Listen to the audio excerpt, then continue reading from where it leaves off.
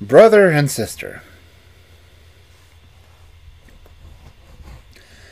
Brother took Sister by the hand and said, "Look here, we haven't had one single happy hour since our mother died.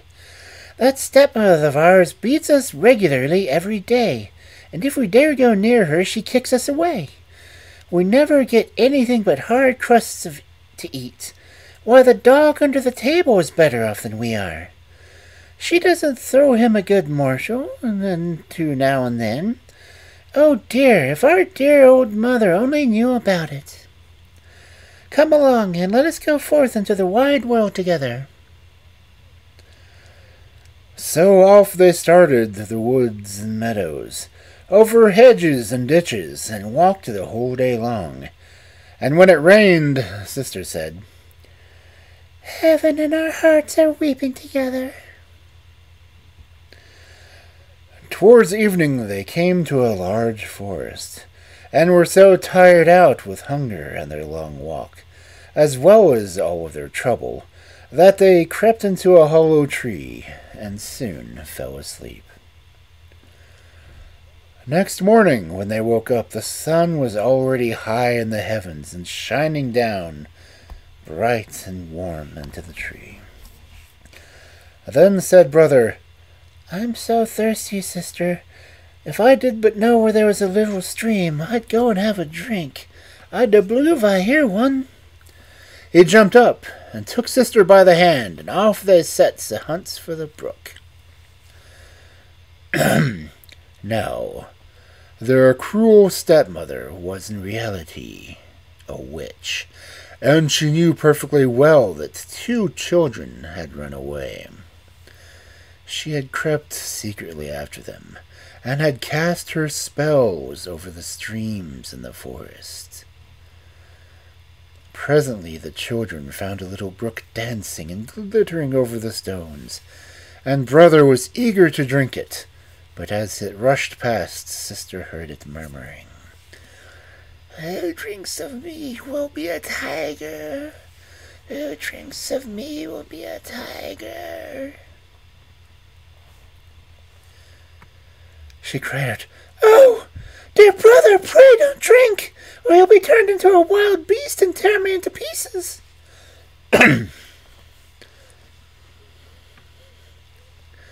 Brother was dreadfully thirsty, but he did not drink. "Very well," he said. "I'll wait till we come to the next spring." When they came to the second brook, Sister heard it repeating too, "Drink of me and will become a wolf. Who drinks of me will become a wolf." Like that's a bad thing. And she cried, "Oh, brother, pray don't drink here either, or you'll be turned into a wolf and eat me up."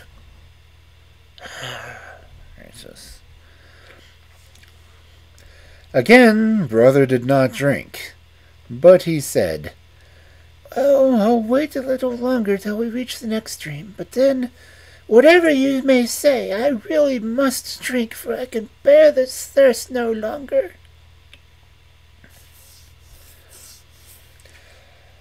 And when they got to the third brook, Sister heard it say as it rushed past, "Who drinks of me will be a roe. Who drinks of me will be a roe. A roe's a deer, for those who don't know what one is." And she begged, "Ah, brother, please don't drink yet, or you'll become a roe and will run away from me." But the brother was already kneeling by the brook and bending over it to drink. And sure enough, no sooner had the water touched his lips than he fell in the grass, transformed into a little roebuck. Sister cried bitterly over her poor bewitched brother, and the little roe wept too, and sat sadly by her side. At last the girl said, "Never mind, dear little fawn. I will never forsake you." And she took off her golden garter and tied it around the roe's neck. Then she plucked rushes and plaited a soft cord of them, for she had fastened it to the collar. When she had done this, she led the row farther and farther, right into the depths of the forest. After they had gone a long, long way, they came to a little house, and when the girl looked into it, she found it was quite empty, and she thought, "Perhaps we may stay here and live." So she hunted up some leaves and moss to make a soft bed for the little roe, and every morning and evening she went out and gathered roots, nuts, and berries for herself, and tender young grass for the fawn. And he fed from her hand, and played around her, and seemed quite happy. And the evening, when sister was tired, she said her prayers, and laid her head upon the fawn's back, and fell sound asleep with him as a pillow. If a brother had been kept in his natural form, it really would have been a most delightful life. Then they had been living for some time in the forest in this way, when it came to pass that the king of the country had a great hunt through the woods, and the whole forest rang with such a blowing of horns and baying of hounds, and joyful cries of huntsmen, that the little roe heard it, and longed to join in too. "Ah," said the little sister, "do let me go off to the hunt. I can't keep myself any longer." And he begged and he prayed till at last she consented. "But," said she, "mind you come back in the evening. I shall lock my door fast for fear of those wild huntsmen. So, to make sure of your knowing, knock at the door and say, 'My sister dear, open, I am here.' If you don't speak, I shan't open the door." So off sprang the little roe, and he felt quite well and happy in the free open air. The king and his huntsmen soon saw the beautiful creature and started in pursuit. But they could not come up to it, and whenever they thought they were sure to catch it, it bounded off to one side into the bushes and disappeared. When night came, it ran home, knocking at the door of the house, and little cried, "Dear sister, open, I'm here." The door opened, and he ran in and rested all night in a soft, mossy bed. The next morning the hunt began again, and soon the little roe heard the horns, and the ho-ho of the huntsmen, and could not rest another moment, and said, "Sister, open the door, I must get out." So sister opened the door and said, "Now mind and get back by nightfall and say your little rhyme." And soon the huntsman and the king saw the roe and the golden collar, and they rode off after it, but it was far too quick and nimble for them. This went on all day, but as the evening came on, the huntsman had gradually encircled the roe, and one of them wounded it slightly on its foot, so that it limped and ran off slowly. Then the huntsman stole after it as far as a little house, and heard it call out, "My sister dear, open, I'm here." And he saw the door open and close immediately as the fawn had run in. The huntsman remembered all this carefully, and went off straight to the king and told him all that he had seen and heard.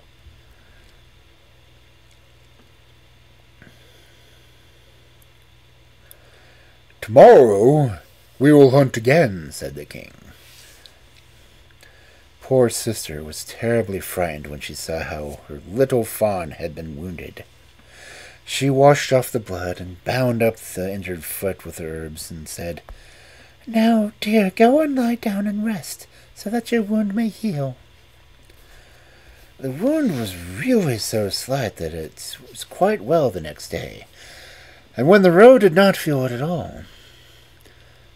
No sooner did it hear the sounds of hunting in the forest, it cried, I can't stand this. I must be there too. I'll take care they shan't catch me. The sister began to cry, and then, They're certain to kill you, and then I shall be left alone in the forest and forsaken by everyone. I can't and won't let you out. Then I shall die of grief, replied the roe. For when I hear that horn, I feel as if I must jump right out of my skin. So at last, when sister found there was nothing else to be done, she opened the door with a heavy heart, and the roe darted forth full of glee and health into the forest. As soon as the king saw the roe, he said to the huntsman, Now then, give chase to it all day till evening, but mind and be careful not to hurt it. When the sun had set, the king said to his huntsman, Now come and show me the little house in the wood. And when he got to the house, he knocked at the door and said, My sister dear, open, I'm here. And then the door opened, and the king walked in, and there stood the loveliest maiden he had ever seen. The girl was much startled when instead of the little roe she expected, she saw a man with a gold crown on his head walk in. Go figure. But the king looked kindly at her, held out his hand, and said, Will you come with me to my castle and be my dear wife?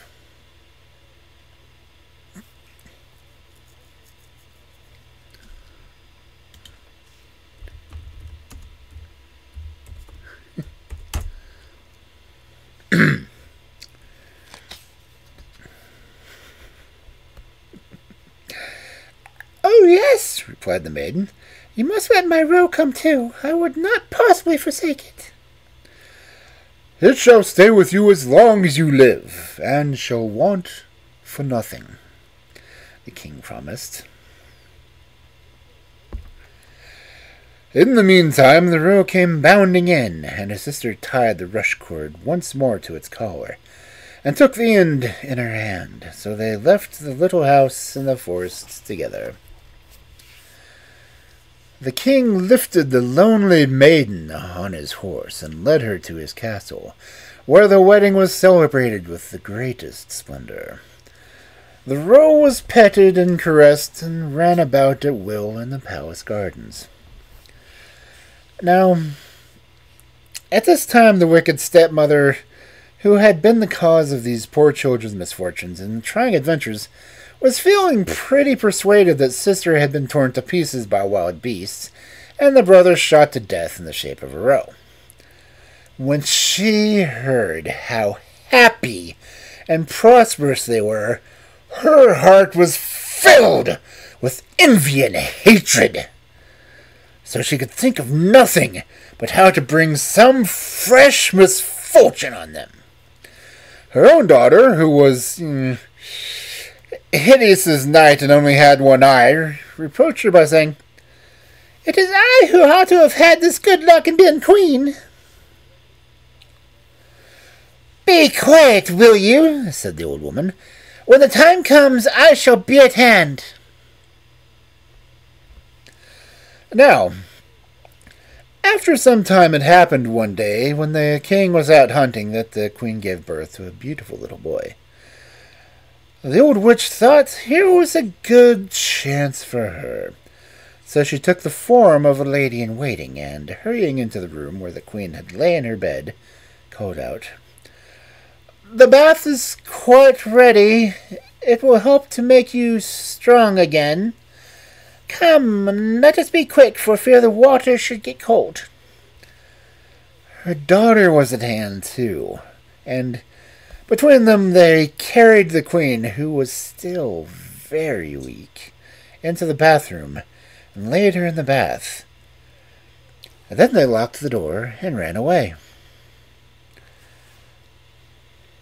They took care beforehand to make a blazing hot fire under the bath, so that the lovely queen might be suffocated.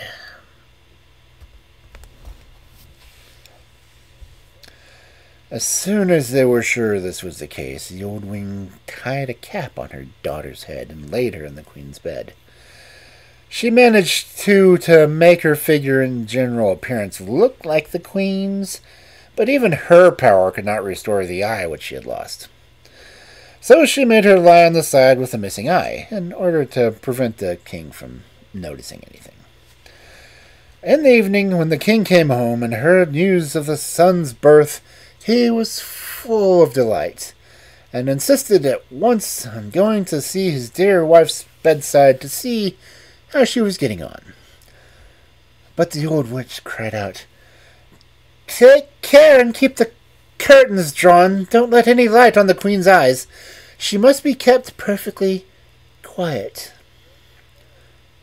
So the king went away and never knew that it was the false queen who lay in the bed. When midnight came, and everyone in the palace was sound asleep, the nurse who alone watched the baby's cradle in the nursery saw the door open gently, and who should come in but the real queen. She lifted the child from its cradle and laid it on her arm, and nursed it for some time. Then she carefully shook up the pillows in the little bed and laid the baby down, and took the coverlet in all around him. She did not forget the little roe either, but she went to the corner where it lay and gently stroked its back. Then she left silently from the room, and next morning when the nurse asked the sentries if they had seen anyone go into the castle that night, they all said, "No, we saw no one at all." For many nights the queen came in the same way, but she never spoke a word, and the nurse was too frightened to say anything about her visits. After some time had elapsed, the queen spoke one night and said, "Is my child well? Is my roe well? I'll come back twice, and then farewell." The nurse made no answer, but as soon as the queen had disappeared, she went to the king and told him all. The king exclaimed, "Good heavens, what do you say? I will watch myself tonight by the child's bed." When the evening came, he went to the nursery, and at midnight the queen appeared and said, "Is my child well? Is my roe well? I'll come back once, and then farewell." And she nursed and petted the child as she did before. Then the king dared not to trust himself to speak to her, but the following night he kept watch again. That night when the queen came, she said, "Is my child well? Is my roe well?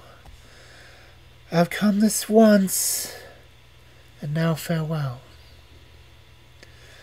Then the king could restrain himself no longer, but sprang to her side and cried, "You can be no one but my dear wife!" Dear wife. "Yes," she said, "I am your dear wife." And in the same moment she was restored to life, and was fresh and well and rosy as ever. Then she told the king all the cruel things the wicked witch and her daughter had done. The king had them both arrested at once and brought to trial, and they were condemned to death.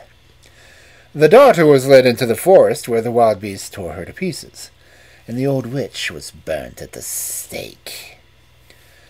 As soon as she was reduced to ashes, the spell was taken off the little roe, and he was restored to his natural shape once more. So brother and sister lived happily ever after.